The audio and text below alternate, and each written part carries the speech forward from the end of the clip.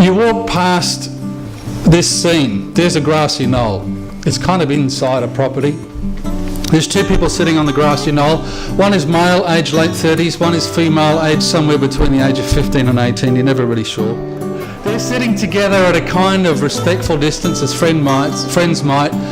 They're kind of just leaning back on the grassy knoll, looking up the stars, and the young person in the story is smoking a cigarette. When we're working with young people, psychological distress consumes a young person, the pressures, the stress of life, painful emotions, memories of the past can so preoccupy them that they are distracted from full engagement.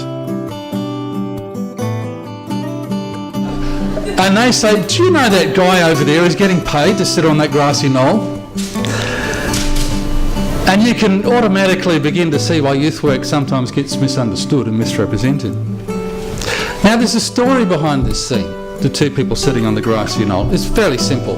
The person getting paid is a youth worker. The young person is a client, is in a residential unit. The young person has approached the youth worker during the night and she has said, I'm feeling very unsafe.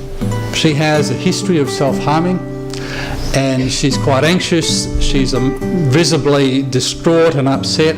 She really is absolutely nervous about what she might do to herself through the night. The youth worker starts to engage with her and they sit down together, and he decides that he will use something like a brief solution focused strategy, which is a kind of fancy phrase that counsellors like to use, but it means pretty much simply that he asks her one or two questions. As an athlete, part of the Australian cycling team, so I'm heavily involved in sport. My name is Kieran Modra, and well, you know what, that guy has worked through a very complex and difficult and challenging situation with minimal resources, pretty much by himself, apart from a brief phone call to his supervisor, which is important. Which ones would you select if I asked you to choose a disability that you might acquire, so by choice?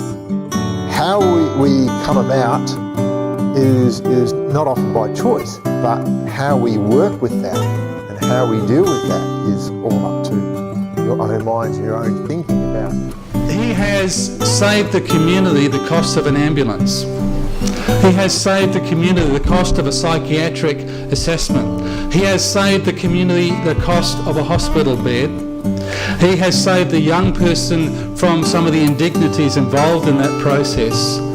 He has worked and engaged with the young person as an emergent adult, as something of an expert on her own story, providing the support and help that's necessary, all the time maintaining very clear and distinct ethical and professional boundaries. The fact is that guy's not getting paid enough to sit out there on that grassy knoll.